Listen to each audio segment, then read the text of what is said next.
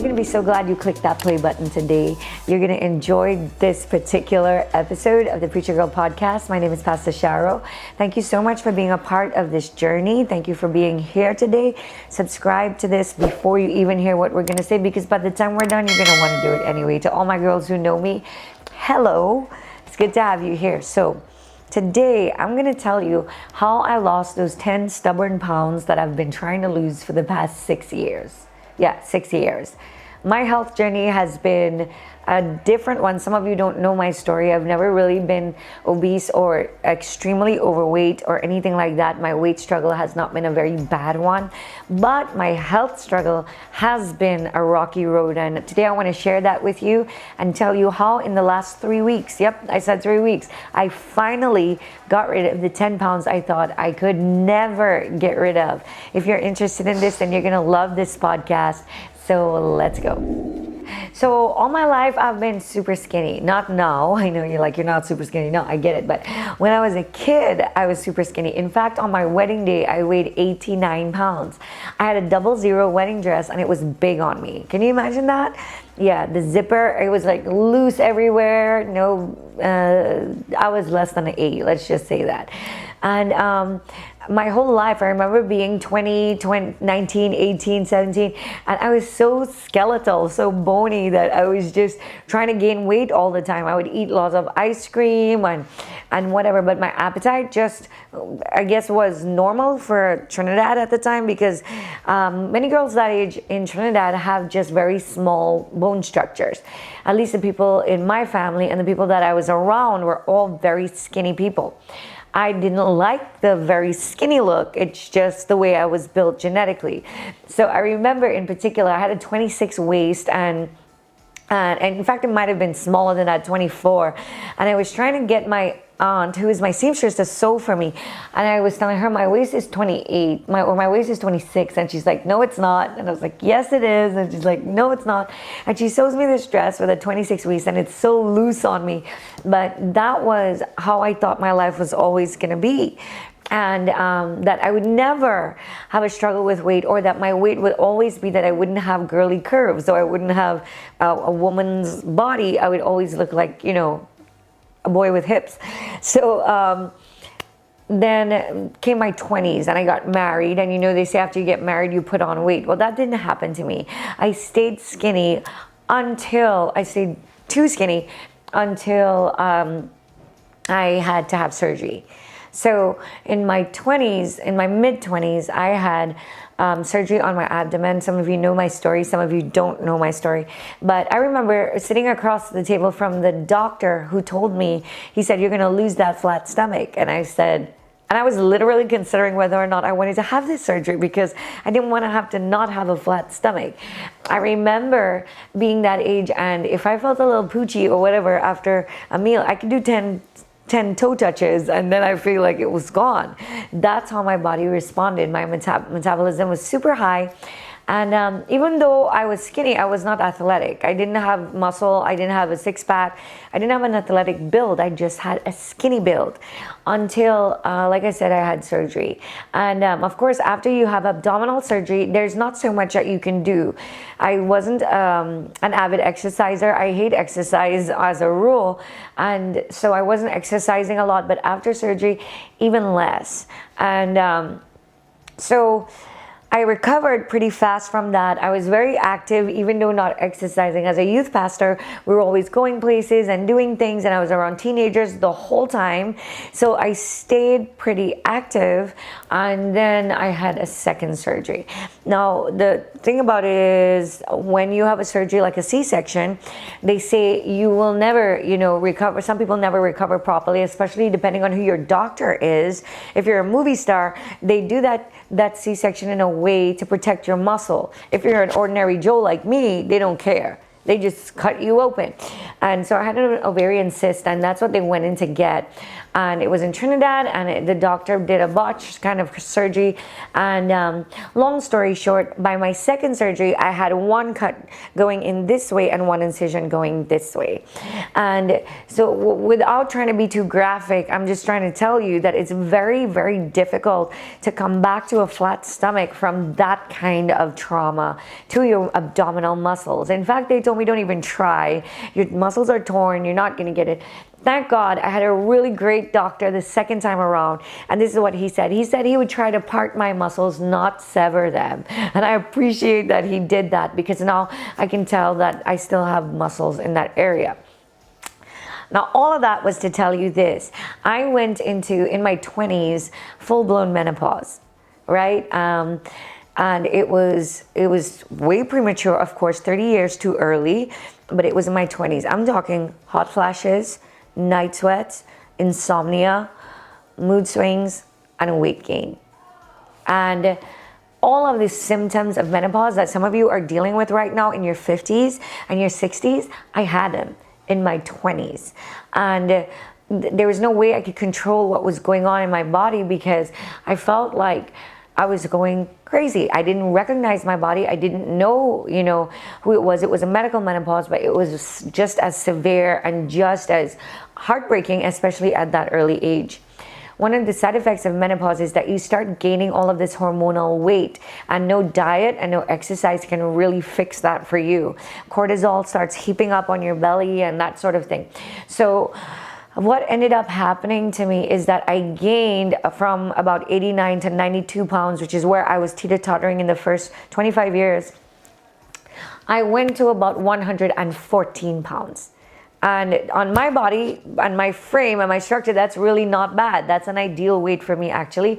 And I liked it. I actually didn't mind the menopause weight, because it made me fill out in places and look better, in my own opinion. And that's, my husband's and mine was really all that kind of mattered, and my mom's.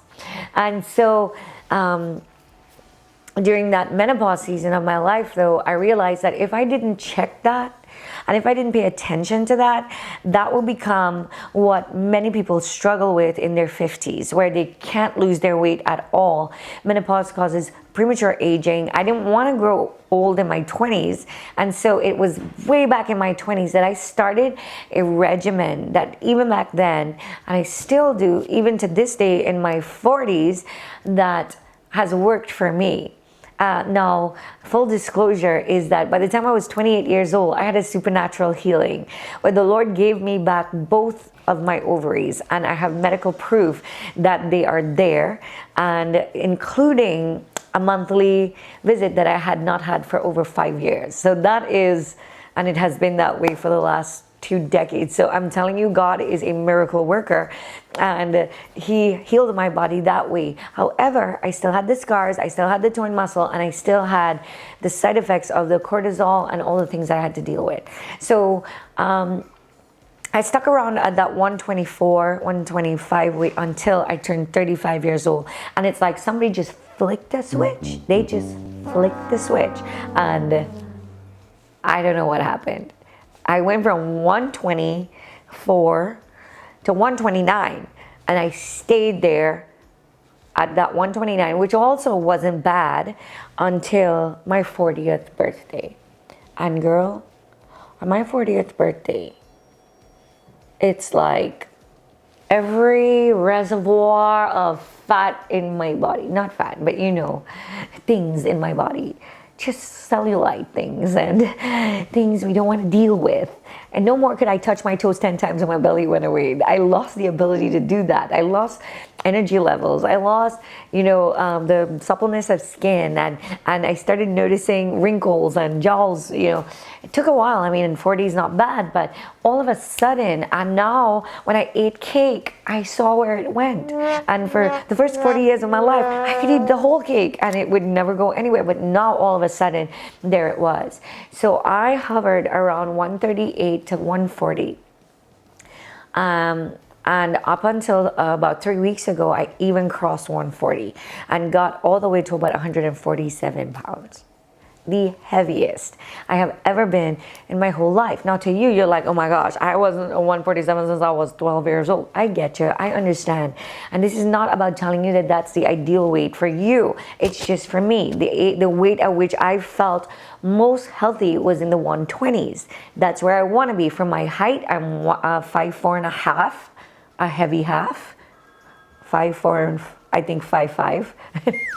Maybe 5'4". Anyway, but 120, 124 is really, I think, my wheelhouse where I feel my strongest. And so a few things I want to tell you. It was over the last 3 weeks, 3 to 4 weeks, that I lost the 10 pounds I could not lose over the last 6 years. And the thing about it is, I didn't even have to start a new exercise regime. I see people like, doing things to make themselves healthy, and more power to you if you want to pull tires and if you want to jump up and down all day long and stuff. I'm not that kind of girl. I don't like cardio. I like muscle, but I don't like heavy weights. I don't like bulky arms. I just don't. And I lost it. And not only that, though, that's not the best part. The best part is not that my body finally fits in my clothes the way I want it to fit. It's the energy I have at 2 p.m. It is now 3 o'clock while I'm recording this for you, and I feel like it's 10 o'clock in the morning. My energy levels are great. My hair is doing good things. My skin is doing good things, and I finally feel like I've gotten back a hold of my health, and my energy and my weight and everything. And I just have to tell you, because that's what I do. I believe that spiritually we have to be healthy and we have to be in a good place, but mentally and emotionally and physically, we also need to be in a good place. And girls, I don't know about you, but when I don't feel good about my body, and when my clothes don't fit right, when I've got to go on a pulpit and everything's tight and I change 4 outfits on a Sunday, it just drags me down. It just doesn't make me feel at my best. And I know, wear a potato sack, God doesn't care what you look like. Yeah, but you're not going just in front of God. You're in front of thousands of people. And so feeling confident and comfortable is important to me. This is not for those of you who believe that I'm trying to body shame, because that's not what I'm doing. This is for those of you who really want to get a hold of your health again. Right? So in my 20s, my exercise regimen was simple. I did, and I'm going to share a link with you to this. There is one exercise program that I bought online, and it had 8 workouts in it that ranged from 15 minutes to 1 hour. In my 20s, nothing worked as well for me as 15 minutes of that particular program every single day. I could do the hour and see very little benefits, but I would do that 15-minute program, and for 10 years, it kept me in shape. I promise you, that was it. As far as food goes, I was never a crazy eater. I'm not a big fan of cookies or milkshakes or anything like that. I love pumpkin pie, you know that, but I didn't develop that taste for pumpkin pie till my 30s. So in my 20s, I love fried chicken. I love Chinese food. I love Thai food. I love roti and rice and starches. Potatoes were made by Jesus. That's how I feel about potatoes. So in my 20s, I ate not ginormous portions, but I ate average portions, and I did that 15 minutes of exercise, and it was good enough for me. In my 30s, not so much. So in my 30s, my health journey, my food, I started eating a lot of Mexican food. I love steak. I got a new taste for beef. A lot of beef, a lot of seafood. I did not like chicken at all in my 30s. It's so weird. They say your taste buds change every few days. Mine was changing every decade. It was mostly, I loved, if I had to love a thing, it was lobster and shrimp and beef and lamb. And in my 30s, though, I started doing P90X. I started doing things like CrossFit, more rigorous, more body taxing, more cardio intensive training and weights. And I would say I was pretty fit in my 30s. And so what happened the day I turned 40, though, is my energy levels just tanked. It tanked. I have no other way to explain it. It's like every decade I can gauge the changes, but my 40s threw me for a loop. Because all of a sudden, I just wanted to sit on my sofa. And everything I wanted to do had to do with my sofa. And I forced myself to do active things, but I didn't really enjoy it anymore. And that's when I found Pure Barre, which is a lot of stretching and less cardio. You guys know I started Orange Theory. I've since quit Orange Theory. But I've been at Pure Barre for about 6 years, and I love it. And I love it more now than I did then. Having experienced Orange Theory for 6 months, and I realized that all it did really for me was make my thighs bigger. Because even though I had a petite frame, I've always had, you know, disproportionately stronger thighs. And so at Orange Theory, with the rowing and with the weights and stuff, my thighs were getting muscular, and I was just starting to look bigger on the bottom half than on the top half. Not really what I want. I want longer, leaner muscle. So I'm going to share with you just 3 things I changed in the last 3 weeks that I'm telling you, I get on the scale and I'm shocked every day. And I couldn't help it. I shared it with everybody in my office, right? And they'll tell you their own stories, but I'm telling you, Fanny can tell you, and Ruthie can tell you, and Reagan can tell you that in the past 2 weeks that they've changed their lifestyle a little bit too. You go on the scale and every day you're a little bit lighter.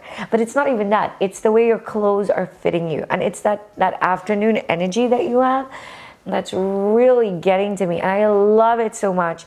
And I want to tell you the 3 things that, you know, that did it for me. Because I feel like if it's this easy and if it works this well, then it's worth sharing. So like I said, I'm going to share 3 things. 3 things that I think will change your health journey, change the way you eat, you think about food, and most importantly, help you lose those 10 pounds. For some of you, it's not 10, it's just 2. For some of you, it's 110.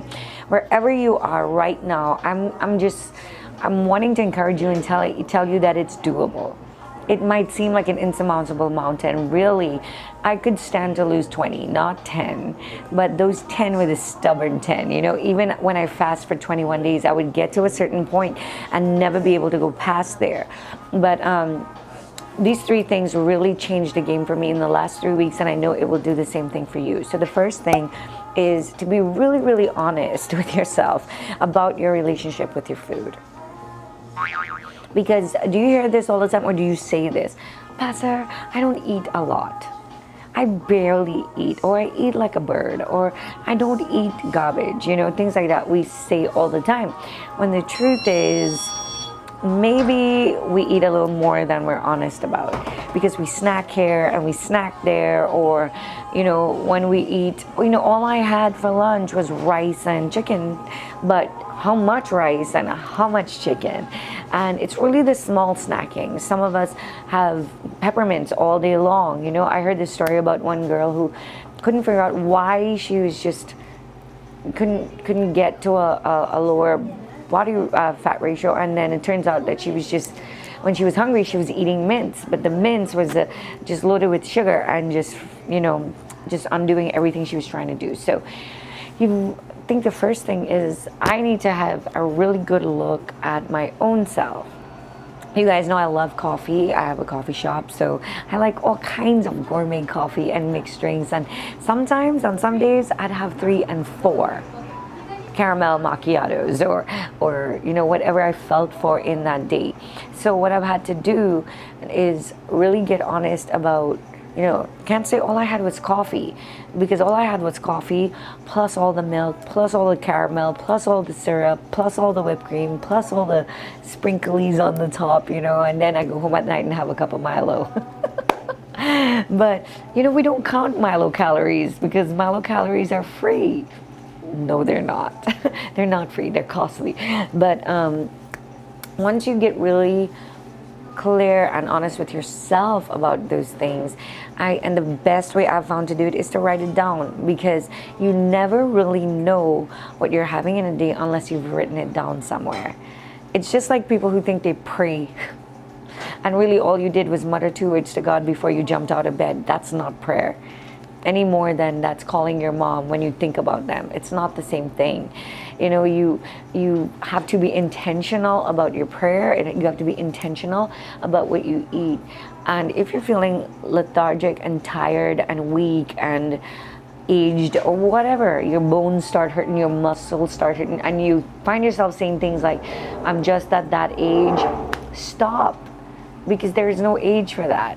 You're supposed to be healthy all the way to heaven, right? So think about Caleb, who's 80 years old and stronger than when he was 80 than he was at 40. Think about Moses, his eyes were not dimmed at 120 years old. So, you weren't meant to grow old and lose all of your muscle and to be tired and lay down. God gave you a body to protect and to steward. And so I think really and truly do yourself a favor, maybe tomorrow morning, maybe now, just write down everything you had. And I'm telling you every single thing, just to look at it, not to ration it, not to scold yourself about it, just to have a clear and honest look at what a day in your eating life looks like. And it will be eye-opening, I'm sure. Now, if when you do that, you realize you do eat like a bird and you're eating this much and still gaining weight, then the first thing you know is that your issue is not metabolism. It may be hormonal. It may be another issue. But there's no way you can deal with that unless you first become honest about what you're actually putting in your stomach. The second thing that will really, really help you in getting those 10 extra, 20 extra, 120 extra off, in my opinion, because I'm telling you, in so many decades, in 6 years actually, I haven't been able to get this extra 10 to 20 off. And in decades, I finally know what is going on in my body, or at least I feel that way, which is so important. The second thing is to just watch carefully at your stress levels. You would not believe, ladies, how stress affects your weight. If you wake up, not just because you stress eat or cortisol gets dumped in your body stores fat, your body just stores things when your mind is not at peace. You find other things to satiate you, other things to hit that comfort zone in your body or give you that feeling of being home. We associate eating with family and holidays and events like that. So that means that when we eat certain things, we feel warm and cozy and like when we were kids, and those things, stress levels can really, really affect how much you weigh, how much you eat. And recently I got a little de-stressor.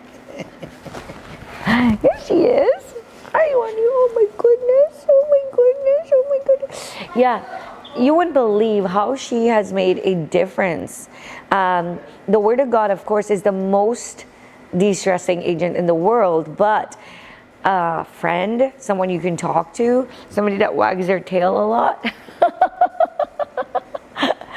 and I know it's such a small thing, and I think it's not coincidence that Kurt walked in with her just as I was beginning to talk about this, because sometimes, let me tell you how my day works. In the morning, I get up 6 o'clock and I say, thank you, Abba, for a good morning. That's Alexa's cue to start my morning routine. So my lights go on one after the other. Christian music comes on the radio, and then, I drop to my knees. But inevitably, the first thing that comes to my mind is all the stuff I have planned for the day, what I need to get done, the people who I didn't text last night who needed prayer that I want to text today, the next week of sermons that I must prepare for places that I'm going, or right here at OpenYC.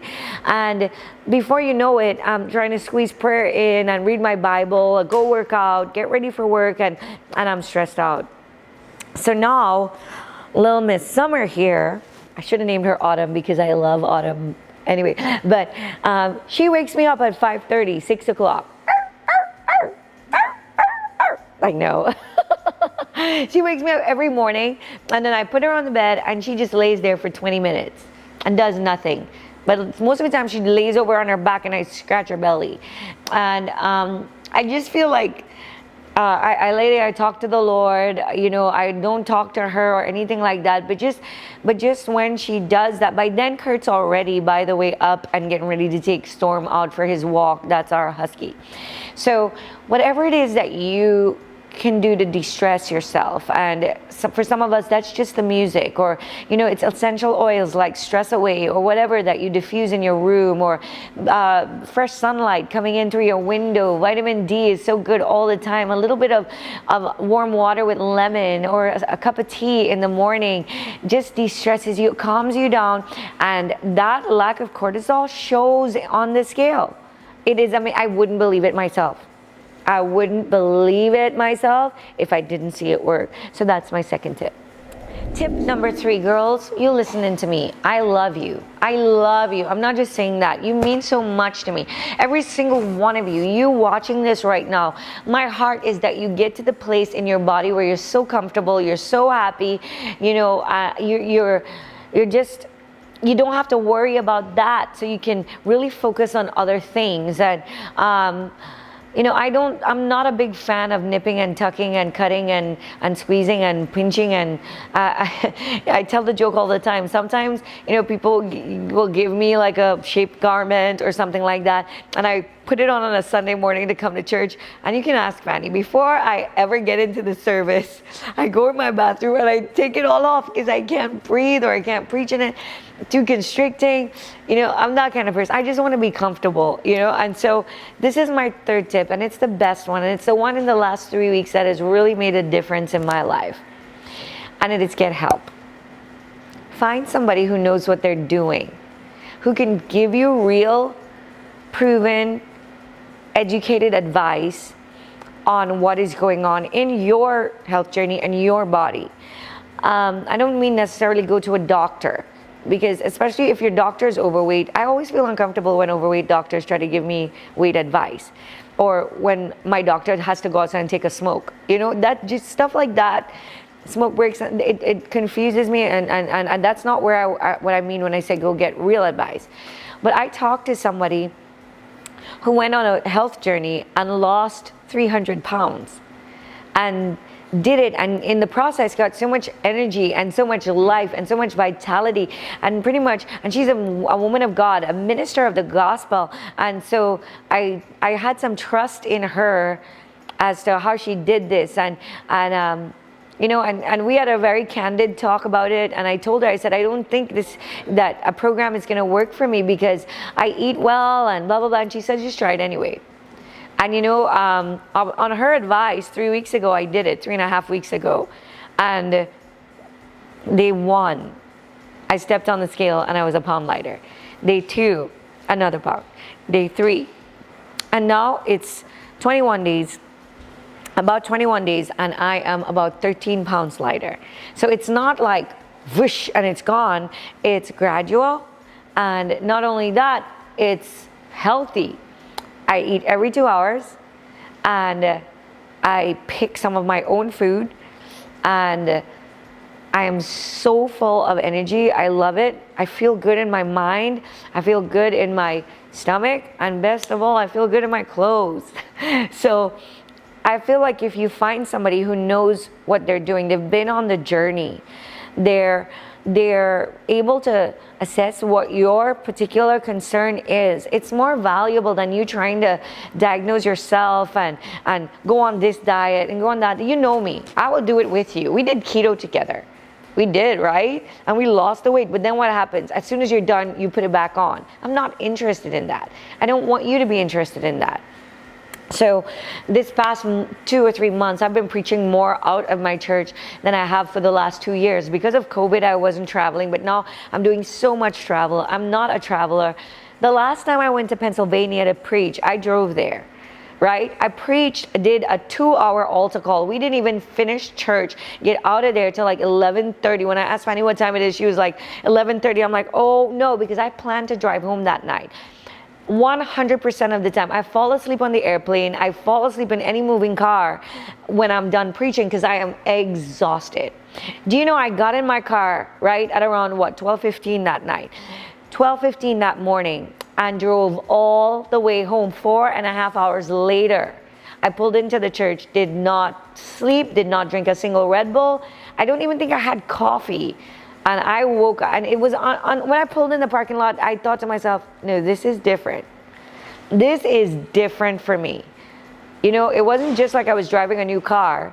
It was, I really didn't feel the kind of fatigue I expected to feel, like, especially at that 2 o'clock, 3 o'clock a.m. part. And also, I sleep through the night. I sleep so much better. And my friends who are doing this with me tell me the same thing. You know, Ruth is an insomniac. She gets 2 and 3 hours of sleep, and she's saying she's sleeping so well. And so, you know, I felt like I wanted to just take a few minutes today and tell you that it's not hopeless. You know, to some of you, this is not a highly spiritual thing, and you don't want to hear about it. But when your body and your spirit and your mind and your soul is in the right place, then you are better able to serve, to minister, to have fun, to enjoy, to be a part of the kingdom of God, to be childlike, to get in the trampoline and get on the bouncy houses and get in the ball pit and not feel like you're going to pass out on the, you know what I'm saying? It allows you to enjoy what God has given you to enjoy even better. And plus, you don't have to buy new clothes. It's always a plus. So I hope in this small way that today has helped you. My best piece of advice is to just start right now. Just write down today what you ate so you can have a real look. Take it to the Lord and say, Lord, this is the stronghold in my life. Food is a stronghold for me. My relationship with food is a little bit different now. In the last 3.5 weeks, I'm not eating so much to satisfy my cravings or you know, the warmness inside me. You know, I want to feel cozy. I eat because it fuels my body and it feels so different. So I wanted to share that with you. And I wanted to tell you, do what you have to do to control your stress levels, to maintain healthy stress levels. For some of you, that's going to mean eating a piece of dark chocolate, exercising for 15 minutes in the morning, listening to some soothing music, sipping tea in the morning, hot warm water with a lemon. I know it sounds disgusting, but it really, really does something to clear up your whole body. Don't drink coffee first thing, drink water first thing, or something that's good for you. The 8 greens that I told you about when we guys did our exercising program. Whatever you need to do, stress away. Most of all, give your worries to Jesus. You can't fix it anyway. Give your worries to Him. Cast all your cares upon Him because He cares for you. And third, get help. Talk to someone who knows, who's been on your journey. If you need to talk to me about it, reach out to me. Reach out to me in the comments. You know, write me a private message afterwards. Ask me what I'm doing. I'll be more than happy to share it with you, to let you know about it if you want to. If not, come up with your own plan. You know, something that you can do starting today to say, you know what, this is my health, my body. I'm going to take that back and take control of it. Because nobody else is going to do that for you. You're a preacher girl. You're born to be a warrior in this world. And you can't be a warrior if you can't carry your sword and you can't carry your shield. So we want to get healthy. The Thanksgiving holidays are coming. Christmas is coming. You know what happens? So let us get ready now so that we don't find ourselves in a place where we're waiting for our 21-day fast to drop 21 pounds. All right. I love you guys. I hope this has meant something to you. I know it's been different, but I know it helped somebody. Because when somebody did this talk with me, it helped me get to where I wanted to be, or where I'm on my way to being in my weight and my health and my goals for this part of my journey and this part of my body. So I hope, preacher girls, that you remember that if God called you, no one can uncall you. And by the way, if you're a health guru, if you are a fitness freak or whatever, you know, you want to call yourself, more kudos to you, because that too is a ministry. I believe that's a ministry. The preacher girl who introduced me to this particular program, she says that. She says, I have reached and touched and changed more lives doing this than I've done in many pulpits. And I'm telling you, you don't need a pulpit. You just need a message, right? And my message today for you is your body is a temple of the Holy Spirit. Take care of it. I love you. Click the subscribe button. Give it a thumbs up. Give me a comment. Did you like it? Did you not? Would you just rather, you know, learn more spiritual things, or do you like the mix of things? And, you know, if you didn't like it, give it a thumbs down too. We're okay with that around here. God bless you. I love you. And I'll see you soon.